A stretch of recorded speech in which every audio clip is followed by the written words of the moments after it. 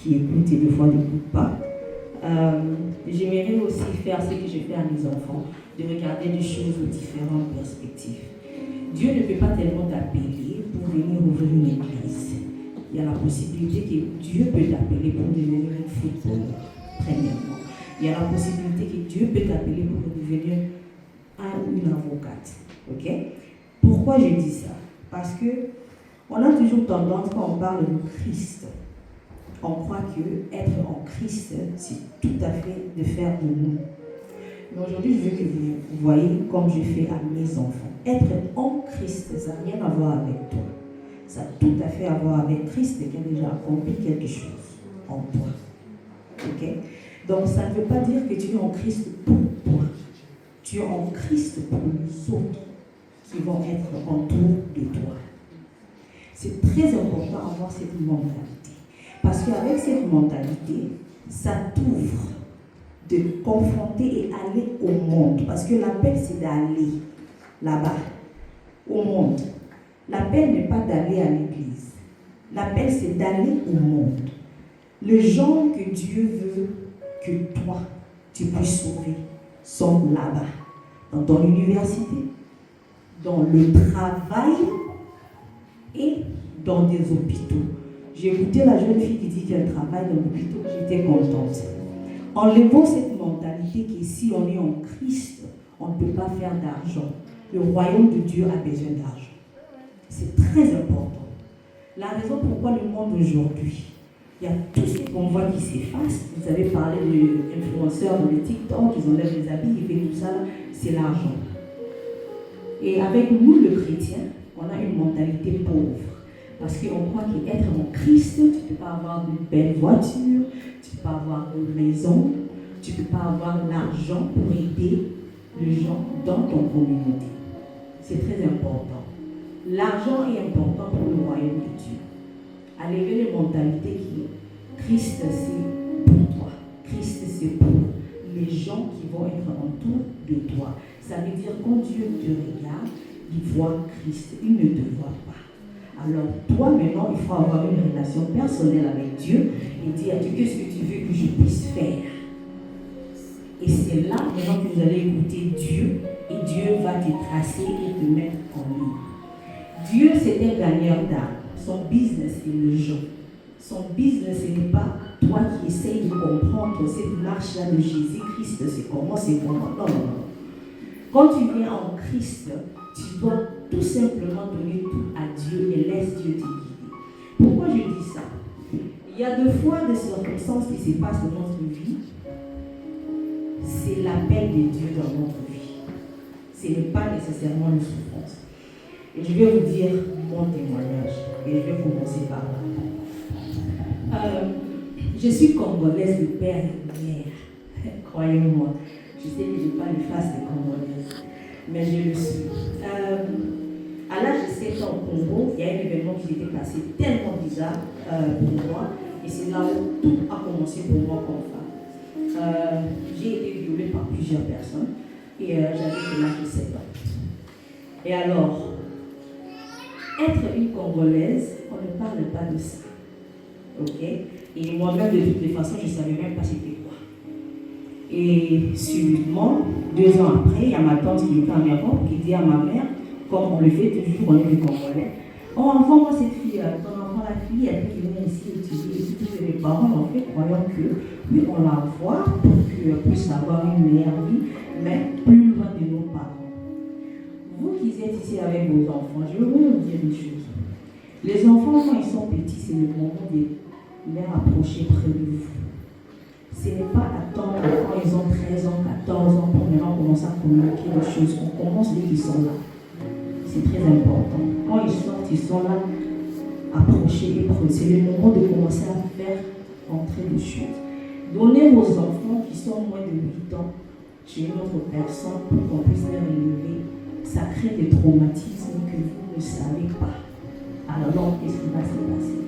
Alors j'ai été détachée de ma mère et mon père et mes petits frères. Et je suis allée vivre avec des gens que je n'ai jamais connus. Mais parce que c'était une tante et tout ça. Et ça m'a dérangé dans ma tête. Okay? En même moment, là où je venais déjà, il y avait déjà quelque chose qui s'était passé que je n'ai rien dit. Et ça, maintenant, c'est le deuxième trauma qui était ajouté dans ma vie. Troisième trauma, je dois apprendre une langue qui je ne connais pas l'anglais. Toute ma vie, j'ai connu que le français. Là, c'est le troisième trauma. Alors, quand tu as un enfant qui a 9 ans, 10 ans, part à l'école, semblant d'être émotionnellement pas balancé, et toute personne croyait que non, elle a un problème de la tête. Non, je suis en train de dealer avec des choses en moi que je ne peux pas parler. Et personne n'a pu savoir pourquoi on est des Africains. Les enfants sont toujours comme ça, tu vois, et ignorés. Mais malheureusement pour moi, tout ce que je peux dire est que Dieu m'a toujours envoyé des anges dans le couleur blanc. Ok, je ne suis pas raciste, mais j'ai toujours eu le faveur avec le blanc. Ok, parce que je ne sais pas si c'était le traumatisme, mais le noir ne me comprend toujours pas. Et je ne sais pas pourquoi. C'est comme si je suis un monstre pour eux. Ils me voient, parce que même quand j'étais au Congo, on me disait tu es trop blanche, tu fais des choses comme des blancs. Je me regardais, je me disais je suis noire. En avant ça. Alors cette professeure, elle m'a regardée, elle m'a dit, elle n'est pas stupide. Il y a quelque chose qui ne va pas. Alors elle m'a offert à l'âge de 15 ans la thérapie. Et mes parents ne savaient même pas. Ils ne parlaient même pas l'anglais. Je disais, oh maman, je dois partir. Il y a un club là, il y a une femme, il me parle de choses. Et, bon, ça va. Parce qu'ils doivent travailler, faire l'argent et envoyer les enfants de leurs frères qui sont en Afrique. Même pas pour faire pour leurs enfants qui sont là. Ce sont des choses qu'on fait. Et quelqu'un doit en parler. Parce que vous croyez que vous êtes en train de faire du bien. Mais moi, je vous dis que ces choses-là m'ont détruit. Mais je ne savais pas que j'étais en train d'être détruite peu par peu. Alors, j'ai commencé ma thérapie à l'âge de 15 ans. Aujourd'hui, je vous ai dit que je vais commencer en décembre. Je suis le produit de la thérapie in-out, comme on dit, 30 ans. Ça clôture 30 ans. L'année passée. Et à chaque fois que tu passes dans la thérapie, ça ouvre d'autres choses que tu ne connaissais pas que ça existait. Et c'est comme ça que ma vie a été pour 30 ans. Et maintenant, je vais vous montrer ce qui s'est passé dans ces 30 ans. J'ai eu 6 enfants avec 6 différents pères. Une autre chose qui s'est ajoutée. Pourquoi? J'essaie maintenant de comprendre qui je suis. Avec des relations avec des hommes. C'est ce qu'on appelle la fico-fico-fion. Laisse-moi essayer pour voir si ça marche, qu'est-ce que ça va. Bon, je vais essayer, je vais encore essayer. Mais en essayant sans le savoir, je suis en train d'entrer encore dans le profondeur de choses. Parce que j'avais un papa qui était trop de femmes, que ce que je peux dire, soldat, partout part, et enfant. Qu'est-ce que je peux dire? Malheureusement, que Dieu qui se repose en paix, il est déjà parti s'est reposé, mais il n'y a rien que tu pouvais dire à tes parents, il n'y a rien que tu pouvais dire à tes oncles, et tout ce que j'avais, c'était l'extérieur. Le street, comme on appelle ça dans le temps. L'extérieur, c'était tout ce que je connaissais. J'ai commencé à fumer, j'ai commencé à boire, mais l'une des choses que je ne pouvais jamais faire était, connecter avec les gens. Parce que je me détestais d'une manière que vous n'allez pas savoir. Je me voyais que j'étais quelqu'un qui est déjà gâché, qui va venir m'aimer, tu vois. J'ai déjà été violée, parce que tu sais, la femme, c'est tout ça là qui est important. Là, déjà, ça a été déjà parti, alors je ne suis rien. Laisse-moi faire ce que je fais. Si un homme ose venir m'aimer, je vais te blesser. C'était ma mentalité. Et à travers ces mentalités, à travers mes thérapies, j'écrivais. Parce que écrire, donc c'était devenu comme une thérapie personnelle. Donc j'écrivais tout ce qui était là dans ma tête, je le mettais en papier et j'ai commencé aussi à chanter et écrire des chansons. Je suis aussi professionnelle chanteuse. Et après, en passant, je suis venue en Christ. J'avais la grossesse de mon 4e enfant. Et je l'ai appelé Emmanuel parce que c'est à partir de là, maintenant, j'ai compris que mon problème n'était pas nécessairement tout ce qui s'est passé physique, il y avait aussi la spiritualité qui était attachée. Parce que la façon dont je prenais comment je peux dire, les grossesses, c'était après. Je peux être réelle avec vous. L'homme vient, on parle, on pose. On ne veut même pas faire maman et papa pour 3 fois. Je suis enceinte. Et ils partent. Et c'est comme ça. J'ai littéralement pris cette grossesse jusqu'à mettre au nez sans honte. Tout le 6. Et c'est comme ça ma vie a été. Et c'est au 4e moment que je dis, attends, 1, 2, 3, 4. Et j'ai vu le patriarche. J'ai dit non, il y a quelque chose ici qui ne va pas. Comment est-ce qu'il s'approche? On ne fait même pas ça plusieurs, mais je tombe enceinte. Et il y a même des autres qui m'ont demandé les ADN parce que c'est pas normal, parce que toute personne sait que tu dois être avec quelqu'un pour très longtemps avant que tu puisses être en grossesse. Tu vois. Et j'ai donné aussi les ADN, c'était leurs enfants. Et c'est là où j'ai compris qu'il y avait quelque chose de spiritualité qui était dedans. Alors, je suis venue en Christ et venir en Christ pour moi c'était totalement différent, peut-être avec plusieurs personnes. Avant de venir en Christ, j'ai fréquenté déjà ce qu'on appelle les clairvoyants. Vous connaissez des gens qui font des tarot cartes et toutes ces choses-là. C'est pas des gens qui lisent vos mains là. Voilà. Et ils me disaient toujours que tu es une fille spirituelle, blablabla. Je les regardais seulement comme ça, je ne comprenais absolument rien de ce qu'ils étaient en train de dire. Mais il y avait un jour, avec ma 4e grossesse, j'ai voulu enlever ça. Parce que j'ai commencé à me dire que c'est la honte quand même pour ma famille. 4e fois, on ne vient pas. Et je regardais la télé, il y avait le chien de Dieu qui passait, il y avait un pasteur qui était en train de donner un message. Mais le message qu'il donnait, c'était un message de 1992. Et moi, j'ai écouté ce message en 2008. Et le message disait qu'il y a une femme qui me regarde, qui est en grossesse, Dieu dit n'enlève pas cet enfant. Je me suis dit, ça c'est pour moi. Parce que c'est comme ça dans le monde des clairvoyances. Ils croient comme ça. C'est comme ça que la mentalité que j'avais. Alors je suis allée dans l'église de ce pasteur. Et j'ai cru que ça va être comme ça toujours été dans le monde du clairvoyance. Tu t'approches, tu veux parler avec n'importe qui est là, il te dit viens, on parle, on cause. Mais là maintenant on me dit que non, as-tu un appointment? Est-ce que tu avais appelé, on t'a dit de venir? Je dis non, j'ai besoin de voir ce pasteur. Il a parlé sur moi, j'ai besoin de voir ce pasteur. On va t'appeler. Je dis non, je ne peux pas rentrer, je suis venue ici, je vais parler avec ce pasteur. Et le pasteur n'était plus là parce que apparemment le pasteur quand il prêche, il sort, entre dans leur voiture et ils rentrent. Et une maman est venue, il m'a calmé, il a dit non, il n'y a pas de problème, on va t'appeler. Alors le lundi, ils m'ont appelé au téléphone. Je suis là, oui, alors, oui. Et le monsieur m'a demandé, es-tu en Christ? Oh, je connais Dieu, oui, je connais Jésus, je lis la Bible, et tout. Il m'a demandé cette question, il a fait la 5 fois.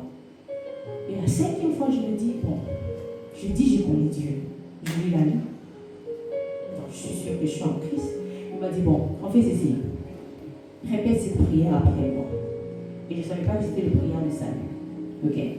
Et il parlait, j'ai insisté, il parlait. Et on a arrivé au milieu.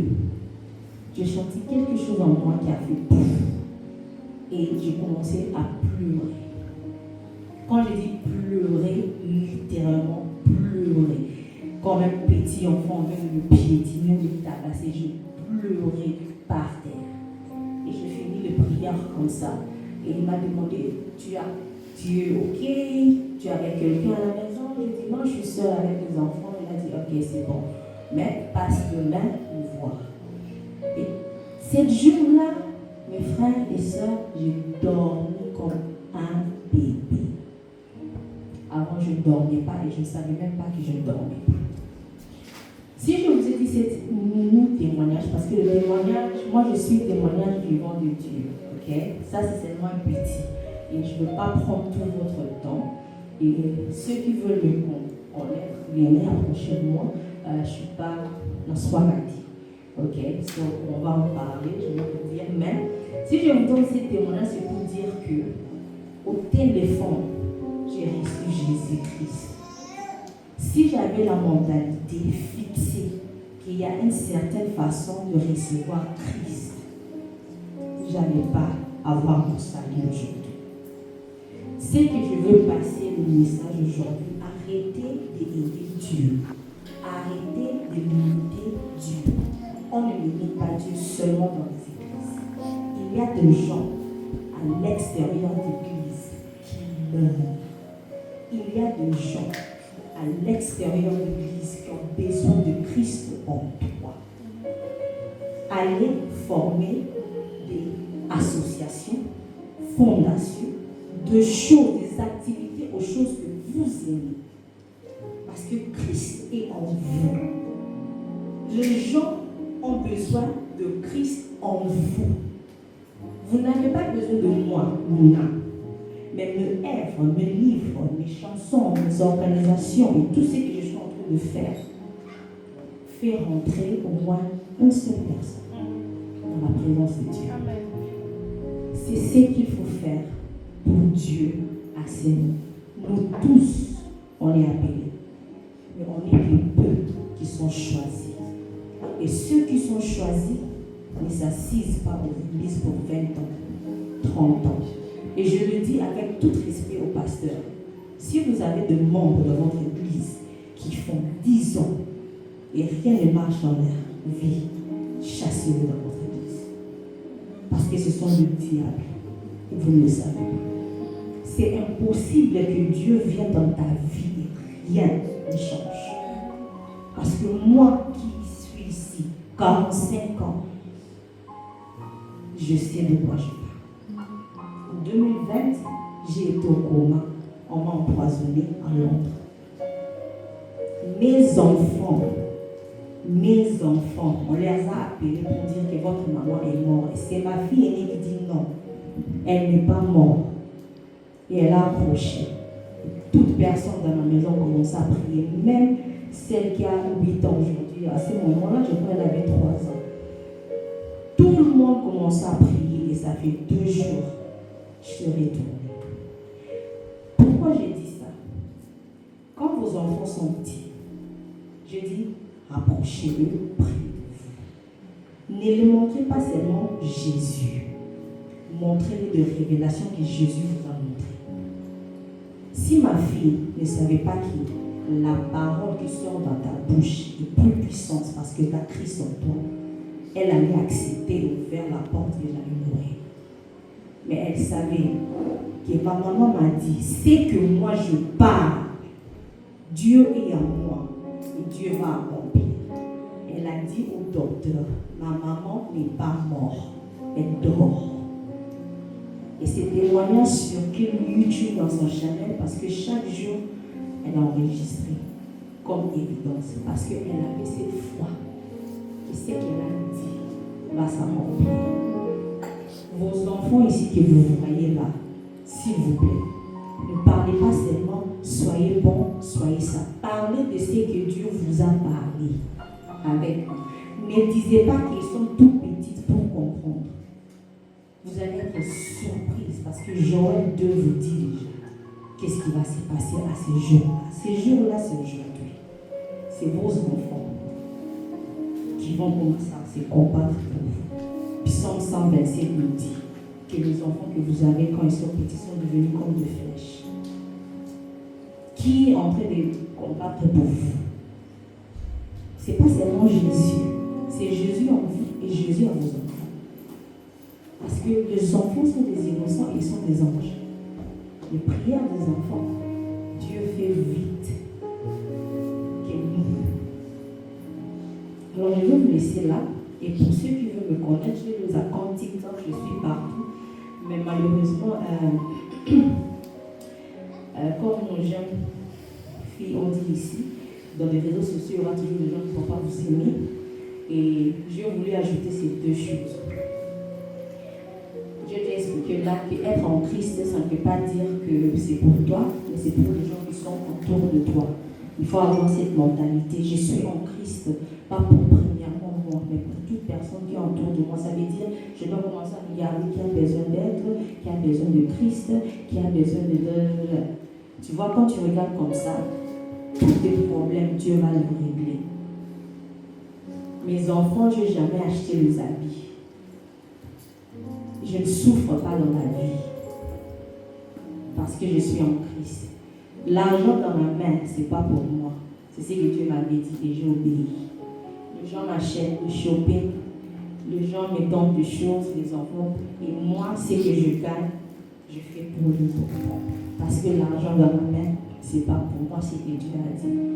Quand tu obéis ce que Dieu a dit, je te jure, il viendra Jéhovah Jireh, Jéhovah Rapha, il va être assez dur là pour toi. Alors pour moi, pour clôturer, j'aimerais dire que si vous êtes réellement chrétien et vous êtes 100% sûr de c'est Dieu, essayez de le tester.